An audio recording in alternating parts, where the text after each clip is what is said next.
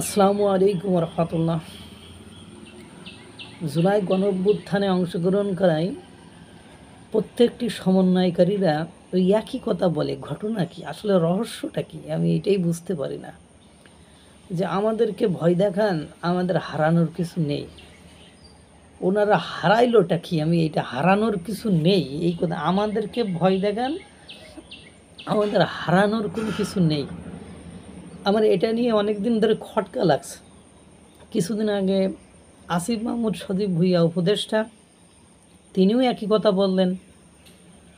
আমার হাসনাত আবদুল্লাহ কালকে বক্তব্য দেওয়ার ক্ষেত্রে একই কথা বললেন। ঘটনা কি? আবার আপনাদের হারানোর ভয় নেই, তারপর ঘন ঘন প্রোটোকল চান কেন? হামলা হইলে আবার জুলাই সনদ চান কেন? তাহলে আপনাদের যদি ভয়ই না থাকে তাহলে আপনারা জুলাই সনদ চান কেন?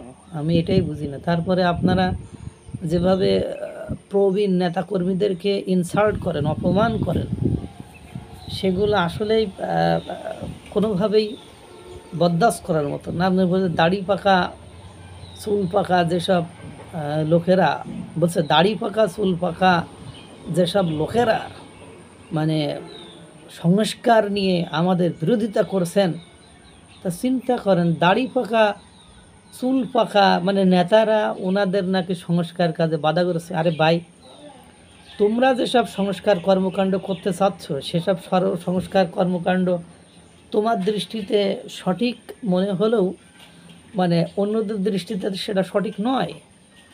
এবং তোমার এই জুলাই গণঅভ্যুত্থানের ইতিহাসের বাইরেও বাংলাদেশের যে আরও ইতিহাস আছে, সেটা কি তোমরা ভুলে যে তোমরা নতুন ইতিহাস গঠন করতে চাও, নতুন মানে সংবিধান রচনা করতে চাও, যে সংবিধানে তুমি এর আগের যে বাংলাদেশের গৌরবগাথা ছিল সেই গৌরবগাথাকে ধূলিসাৎ করতে চাও। তাই সেখানে বিরোধিতা করবে, এটাই তো স্বাভাবিক। ওই চুল ফাঁকা দাড়ি ফাঁকা মানুষগুলো 9 মাস রক্তক্ষয়ী যুদ্ধের মাধ্যমে তখন 30 লক্ষ মানুষ শহীদ হয়েছে, 2 লক্ষ মা বোন ইজ্জত দিয়েছে। তারা না হলেও তাদের যারা লিডার ছিলেন, নেতা ছিলেন, তাদের মাধ্যমে তাদের হাত ধরে আজকে তারা নেতা হয়েছেন, তারা এই জায়গায় এসেছেন। তাদেরকে যখন তোমরা ছোট করো, খাটো করো, তখন তোমাদের বিরোধিতা করবে না কি করবে? এখন যদি তোমাদেরকে নতুন প্রজন্ম ইতিমধ্যে তোমাদের বিরোধিতা করা শুরু করেছে, তোমরা যে কেন এটা বলছো, কারণ তোমরা জানো, তোমরা বারবার এখন বিভিন্ন মহল থেকে প্রশ্ন উঠছে যে আমাদেরকে যারা জুলাই গণঅভ্যুত্থানে অংশগ্রহণ করেছিল অধিকাংশ লোক প্রতারিত হয়েছে, এবং তোমরা যে আন্দোলনের নাম করে কি করেছো সেটা তো তোমরাই এখন স্বীকার করছো, অন্যদেরকে তো বলার দরকার নেই। যেমন তোমাদেরই মানে মাস্টার মাইন্ড মাহফুজ আলম, সে তো বলেই দিয়েছে ইট ওয়াজ আ ম্যাটিকুলাস ডিজাইন, এটা একটা ম্যাটিকুলাস ডিজাইন ছিল এবং সেই অনুযায়ী তারা কাজ করেছে। এরপরে জেফ্রি ডেভিড স্যাক্স, কলম্বিয়া বিশ্ববিদ্যালয়ের অধ্যাপক অর্থনীতিবিদ, উনিও তো বিষয়টা কীভাবে দাঁড় করিয়েছে, কীভাবে এই ঘটনা ঘটেছে সেটাও তিনি সুন্দর করে উপস্থাপন করেছেন। ডক্টর মোহাম্মদ ইউনূস সাহেব প্রথম সফরে যেই আমেরিকাতে, তো উনি বলে ফেলেছেন মাস্টার মাইন্ড সহ ঘটনার বিষয়টা কোন দিকে মোড় নিয়েছে, কি হয়েছে না হয়েছে সেটা বলে দিয়েছেন। এরপরে জামাত শিবিরের নেতাকর্মীরাও তো একের পর এক বলেছিল যে তারা কিভাবে প্ল্যান করেছিল, তারা কিভাবে বা এত দফা থেকে এত দফায় গিয়েছিল, কিভাবে গণভবন দখল করবে, আক্রমণ করবে, সেটা বিস্তারিত হয়েছে। এখন জনগণের কাছে কোনো কিছু অবস্কিউর নয়, সব কিছু একেবারে স্পষ্টভাবে প্রতীয়মান হয়েছে যে কোন আন্দোলন কোথা থেকে গিয়েছে। যদিও এই আন্দোলন কোটা সংস্কার আন্দোলন ছিল, কিন্তু সে যে ঘোষণাপত্র দিয়েছে সেই রাশেদ খান, মানে গণপরিষদের রাশেদ খান বলেছে সেই কোটারই নাম নেই সেখানে, যে কোটা সংস্কার আন্দোলন থেকে এখানে এসেছে সেই কোটারই সেখানে নাম নেই।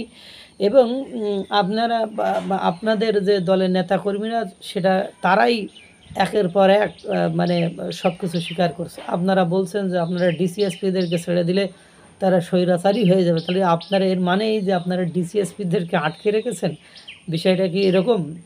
তারপরে দেখেন আপনার চাঁদাবাজির বিষয়টা, কিভাবে চাঁদাবাজি করেছেন সেটাও আপনাদের দলের লোকজনই তাদের নেতাকর্মীদের উপর একের পর এক এলিগেশন, অভিযোগ নিয়ে আসছে। যেমন চট্টগ্রামের আওয়ামী লীগের নেতার বাড়িতে হামলার বিষয়ে 2 কোটি টাকা নাকি চাঁদা চাওয়া হয়েছে এবং সেটা না দিতে অপারগ হয়।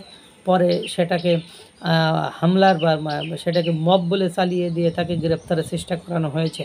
পরবর্তীতে বরিশালের 3 নেতা মুখ্য সংগঠক সহ আরও 2জন পদত্যাগ করেছে। তারা পদত্যাগ করার সময় আপনাদের দলের নেতাকর্মীদের অন্যায়, অত্যাচার, নিপীড়ন, নির্যাতন সম্পর্কে সংবাদ সম্মেলন করে বলে গিয়েছে। যশোরের আপনাদের দলের নেতা একই সেম স্টাইলে পদত্যাগ করেছে এবং পুরো বাংলাদেশের একের পর এক যে মব ক্রিয়েট হচ্ছে সেটা চাঁদাবাজির নামে এবং আপনারা যে নতুন বাংলাদেশ গঠন করতে পারবেন না বা নতুন বাংলাদেশকে নিয়ে আপনার ভাবনা নেই, সেটা যে একের পর এক মনে করে হত্যা, খুন, ধর্ষণ, সংঘবদ্ধ ধর্ষণ, শিশু ধর্ষণ, নারী ধর্ষণ, দরজা ভেঙে ধর্ষণ, স্বামীর সামনে স্ত্রীকে ধর্ষণ, এত কিছু হচ্ছে, কিন্তু আপনাদের মুখের আমি কোনোদিন বিবৃতি শুনি না এইসব কর্মকাণ্ড নিয়ে। তাহলে আপনারা মূলত চাচ্ছেনটা কি সেটাই তো বুঝেন। আর আপনাদের ভয় থাকার কোনো কারণ নেই রে ভাই। আপনারা যদি ভালো কাজ করে থাকেন তাহলে আপনাদের ভয় থাকার কথা না, কিন্তু ঘটনা হলো আপনারা বারবার এই কথা বলেন। সারজিস আলম বলে যে আমাদের ওই কারাগার পর্যন্ত যাওয়া লাগবে না, তার আগে ফাঁসির কাষ্ঠ পর্যন্ত যাওয়া লাগবে না, তার আগে আমাদেরকে শেষ করে দেবে। উমা বা ফাতেমা একই কথা বলে। আমাদের সামনে 3টা উপায়, হয় বিদেশ চলে যাওয়া, না হলে মারা দেওয়া, না হলে জেলে কারাবরণ করা। আপনিও একই কথা বলেন, হান্নান মাসুদও একই কথা বলে। এরপরে ঘটনা আসলে আপনারা করেছেনটা কি? যে আমরা আপাত দৃষ্টিতে যেটা দেখি গণ অভ্যুত্থান, স্বৈরাচারীদের বিরুদ্ধে, এদিকে আবার ফরহাদ মাজার আপনাদের পরামর্শদাতা, আপনাদের চিন্তক সাহেব, উনি আবার সেই ম্যাটিকুলাস ডিজাইনের কথা বলেই ফেলে যে কারা ডিপ স্টেট না কী ব্যবহার করে দেশের এই অবস্থা সৃষ্টি করেছে বা দেশের এই গণ অভ্যুত্থানে সহায়তা করেছে। সব কিছু মেলায় একটা যেমন লেজে গোবরে অবস্থা মতো হয়ে গিয়েছে এবং আপনারা একের পর এক যারা প্রবীণ রাজনীতিবিদ তাদেরকে অপমান অপদস্থ করেন তাদের, এবং বাংলাদেশের সাংবাদিকদেরকে আপনারা একেবারে তাদেরই উল্টা সন্ত্রাসী আখ্যা দেওয়ার চেষ্টা করেন। আরে ভাই, এখন আপনারা যেমন চাচ্ছেন যে সাংবাদিকরা আওয়ামী লীগের নেতা কর্মী সহযোগী উপযোগী তাদেরকে সংবাদরা বলবে যে ফেসিবাদ অমুক, ফেসিবাদ নেত্রী, ফ্যাসিজমের জনক এর মেয়ে ফ্যাসিবাদী শেখ হাসিনা, তারপরে আপনার আওয়ামী লীগ নেতাকর্মীদের সন্ত্রাসী আখ্যা দেবে, ছাত্রলীগের নেতাকর্মীদের সন্ত্রাসী আখ্যা দেবে। এখন ইনারা যদি কোনো কারণে আবার যদি 5 বছর 10 বছর 20 বছর পরে ফিরে আসে, তো এগুলো তো গণমাধ্যমে থেকে যাবে, তো তখন ওরাও তো একই কথা বলবে। তো ওদের করণীয় কী রে ভাই, একটু বলবেন কি? ওদেরও তো একটা জীবন আছে, ওদেরও তো জীবনের মায়া আছে। সব কিছু নিজের মতো না ভেবে একটু জনগণের কল্যাণের কথা ভাবো। মাইক পাইলাম, বক্তৃতা দিলাম গরম গরম, কিন্তু দিন শেষে যে হবেটা কি সেটাও আমাদেরকে একটু বুঝতে হবে। জীবনের ভয় আপনাদের থাকার কথা না, কারণ আপনাদের জীবনের ভয় যে থাকবে না বা আপনাদের হারানোর কিছু নেই। কারণ কি, আপনারা তো অনেক কিছু পেয়েছেন, এমন কিছু পেয়েছেন যে আপনারা কী করবেন। ওই যে আওয়ামী লীগের নেতাকর্মীরা যেভাবে বিদেশ চলে গিয়েছে, আপনারা এরকম টুস করে বিদেশ চলে যাবে, তাহলে আপনারা আর হারাবেন কি? হারাইলে তো আমরা হারাচ্ছি, সাধারণ জনগণ হারাচ্ছি।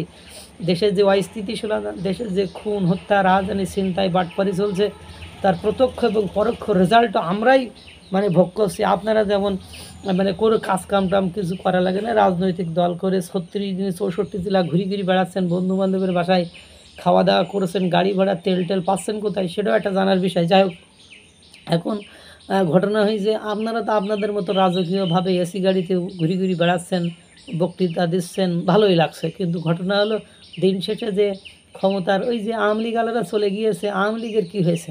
কিন্তু আমাদের সাধারণ জনগণের দেশের অর্থনৈতিক অবস্থা এখন কোথায় যে দাঁড়িয়েছে, বেকারত্ব কোথায় যে দাঁড়িয়েছে, সামাজিক অবক্ষয় কোথায় যে দাঁড়াচ্ছে বা সামাজিকতা কোথায় যে দাঁড়িয়েছে, সেটা আপনারা দেখেছেন।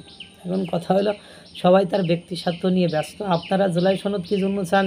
সেক্ষেত্রে জুলাই যোদ্ধারা বলেছে যে জুলাই সনদ না দিলে ওরা ফিরে এসে আমাদেরকে সন্ত্রাসী আখ্যা দিয়ে ফাঁসিতে ঝোলাবে, নাহলে কচু কাটা কাটবে। ওখান থেকে রক্ষা পাইতেই এটা যে চান সেদিন আমরা যমুনার সামনে অবস্থানরত জুলাই যোদ্ধাদের আচরণ থেকে বুঝছি। এখন কথা আপনারা জুলাই সনদ নিয়ে আসেন আপনাদের স্বার্থের কারণে। জুলাই সনদ জনগণের স্বার্থ, জনগণের ওখানে কোন জায়গায় আশা আকাঙ্ক্ষা পূরণের কথা লেখা আছে সেটা আপনারা একটু জানায় না, ঠিক আছে? এই যে অবস্থা, মানে সব কিছু মিলাই যে আপনারাই লেজে গোবরে করে ফেলছেন, এবং বাংলাদেশ যে একটা অস্থিতিশীলতার এবং বিভিন্ন দলের যে অবস্থান, এবং রিসেন্টলি যে বক্তৃতা, এদিকে জামাতের আমির বলে ফেলেছে দেশের অবস্থা খুব ভালো নাই, আপনারা প্রস্তুত নেন। তার মানে কি একটা গৃহযুদ্ধের দিকেই যাচ্ছে। এদিকে অ্যাটর্নি জেনারেল যা বলেছেন আসাদুজ্জামান, তাদের সব কিছু মিলে যেন একটা লেজে গোবর অবস্থা হয়ে একটা গৃহযুদ্ধের দিকে যাচ্ছে। কি একটা মানে যাচ্ছে, মানে কি একটা মানে খারাপ অবস্থা, আল্লাহই ভালো জানে। আর অদূর ভবিষ্যৎ বাংলাদেশের ভাগ্য আকাশে কি অপেক্ষা করছে, আমার তো মনে হচ্ছে কালো মেঘে ছেয়ে গিয়েছে। আল্লাহ তাআলা সকলকে ভালো রাখুক, সুস্থ রাখুক। আসসালামু আলাইকুম ওয়া রাহমাতুল্লাহ।